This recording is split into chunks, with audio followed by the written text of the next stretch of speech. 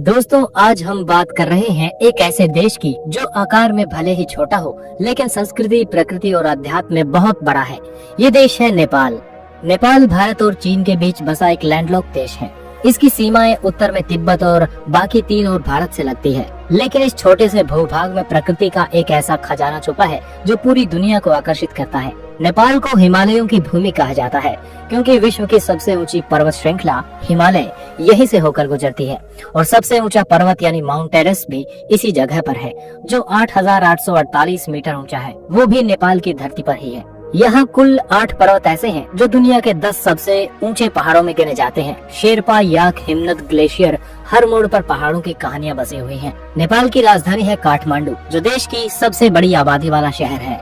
यहाँ के पुराने मंदिर, स्तूप और दरबार, स्क्वायर जैसे ऐतिहासिक स्थल नेपाल की सांस्कृतिक विरासत की झलक देते हैं। अब बात करें नेपाल की जनसंख्या की, तो करीब 3 करोड़ लोग इस देश में रहते हैं।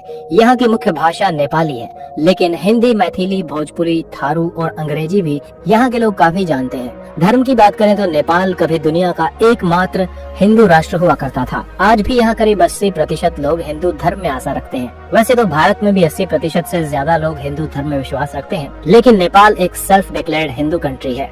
इसके अलावा बौद्ध, इस्लाम और ईसाई धर्म के अनुयायी भी बड़ी संख्या में हैं। बौद्ध धर्म के लिए तो नेपाल और भी खास है क्योंकि यहीं पर लुम्बिनी नाम की जगह में गौतम बुद्ध का जन्म हुआ था। लुम्बिनी आज भी एक अंतर्राष्ट्रीय बौद्ध तीर्थ स्थल है जहां दुनिया भर के लोग शांति की तलाश में आते हैं। नेपाल की अर्थव्यवस्था मुख्य रूप से कृषि, टूरिज्म और रेमिनेंट्स पर निर्भर है। यहाँ के बहुत से लोग बाहर देशों में काम करते हैं, भारत, खाड़ी देश, मलेशिया और कोरिया जैसे देशों में। जो पैसा वे घर भेजते हैं वो नेपाल की अर्थव्यवस्था की रीढ़ है। टूरिज्म भी यहाँ पर बहुत बड़ा सेक्टर है। ट्रैकिंग, क्लाइंबिंग, स्पिरिचुअल टूरिज्म और एडवेंचर एक्टिविटीज की वजह से हर साल लाखों विदेशी पर्यटक नेपाल आते हैं। पोखरा, काठमांडू, लुम्बिनी, चितवन, हर जगह की अपनी एक अनोखी पहचान है। नेपाल की संस्कृति बेहद ही विविधतापूर्ण है। यहाँ 100 से भी ज्यादा जातीय समूह हैं, जैसे गुरुंग, मगर, थारू, नेवार, राय और शेरपा। हर समुदाय की अपनी बोली, पहनावा, त्योहार और परंपराएं हैं जो मिलकर नेपाल को रंग बिरंगी संस्कृति का देश बनाते हैं।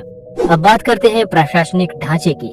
नेपाल एक संघीय लोकतांत्रिक गणराज्य है। 2015 में यहाँ नया संविधान लागू हुआ और देश को 7 प्रदेशों में बांटा गया। नेपाल का राष्ट्रीय ध्वज दुनिया का एकमात्र त्रिकोणीय झंडा है जो इसकी अनोखी पहचान को दर्शाता है। अब थोड़ी बात करें नेपाल और भारत के रिश्तों की। नेपाल और भारत के बीच सदियों पुराना सांस्कृतिक और धार्मिक संबंध है। सीमा यहाँ पर खुली हुई है, बिना वीजा के लोग एक दूसरे के देशों में आ जा सकते हैं। भारत की तरह नेपाल में भी राम, शिव, दुर्गा और कृष्ण की पूजा होती है। यहाँ जनकपुर में माता सीता का जन्म स्थान भी माना जाता है।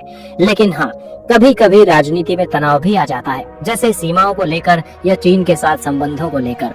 फिर भी लोगों के स्तर पर प्यार और भाईचारा बना रहता है। अब अगर आप नेपाल घूमने का सोच रहे हैं तो ये जान लीजिए, यहाँ आने के लिए आपको भारतीय पासपोर्ट की जरूरत नहीं पड़ती।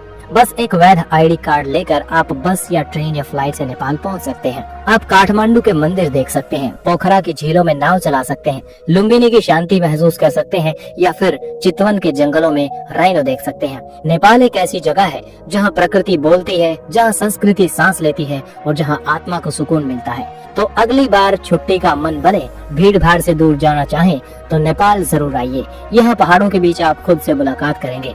वीडियो अच्छा लगा तो लाइक जरूर करें, शेयर करें और जुड़े रहिए ताकि ऐसी वीडियोस आपको मिलते रहें।